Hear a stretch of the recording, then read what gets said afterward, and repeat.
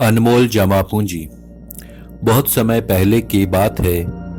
एक विख्यात ऋषि गुरुकुल में बालकों को शिक्षा प्रदान किया करते थे। उनके गुरुकुल में बड़े बड़े राजा महाराजाओं के पुत्रों से लेकर साधारण परिवार के लड़के भी पढ़ा करते थे। वर्षों से शिक्षा प्राप्त कर रहे शिष्यों की शिक्षा आज पूर्ण हो रही थी और सभी बड़े उत्साह के साथ अपने अपने घर को लौटने की तैयारी कर रहे थे कि तभी ऋषि पर की तेज आवाज सभी के कानों में पड़ी। आप सभी मैदान में एकत्रित हो जाएं। आदेश सुनते ही शिष्यों ने ऐसा ही किया। ऋषिवर बोले, प्रिय शिष्यों, आज इस गुरुकुल में आपका अंतिम दिन है। मैं चाहता हूं कि यहां से प्रस्थान करने से पहले आप सभी एक दौड़ में हिस्सा लें। यह एक बाधा दौड़ होगी।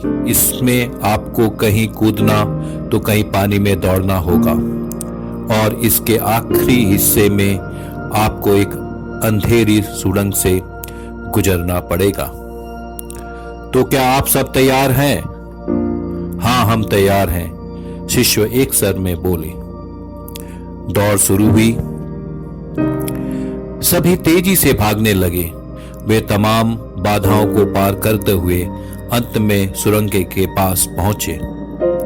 वहां बहुत अंधेरा था और उसमें जगह जगह नुकीले पत्थर भी पड़े थे जिनके चुभने पर असहनीय पीड़ा का अनुभव होता था। सभी असमंजस में पड़ गए। जहां अभी तक दौड़ में सभी एक समान बर्ताव कर रहे थे, वहीं अब सभी अलग अलग व्यवहार करने लगे। खैर, सभी ने ऐसे तैसे दौड़ खत्म की और ऋषिवर के समक्ष एकत्रित हुए। पुत्रों, मैं देख रहा हूं कि कुछ लोगों ने दौड़ बहुत जल्दी पूरी कर ली और कुछ ने बहुत अधिक समय लिया। भला ऐसा क्यों? ऋषिवर ने प्रश्न किया।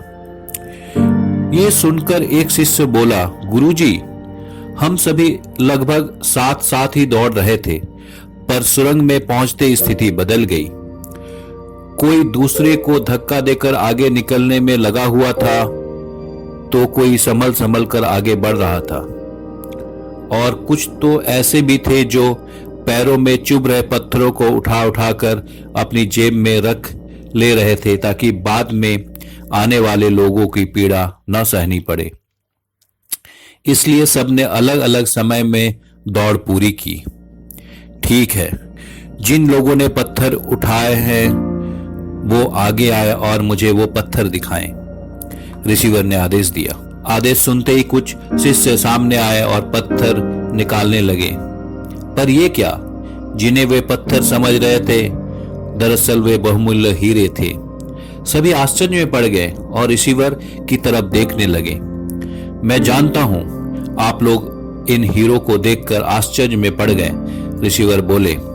दरअसल इन्हें मैंने ही उस सुरंग में डाला था और ये दूसरों के विषय में सोचने वालों शिष्यों को मेरा इनाम है। पुत्र, यह दौड़ जीवन की भागम भाग को दर्शाती है, जहां हर कोई कुछ न कुछ पाने के लिए भाग रहा है, पर अंत में वही सबसे समृद्ध होता है जो इस भागम भाग में भी दूसरों के बारे में सोचने और उनका भला करने से नहीं चूकता है। अतः यहां से जाते जाते इस बात को गांठ बांध लीजिए कि आप जीवन में सफलता की जो इस इमारत खड़ी करे, उसमें परोपकार की ईंटें लगाना कभी न भूलें। अंततः वही आपकी सबसे अनमोल जमा पूंजी होगी। धन्यवाद।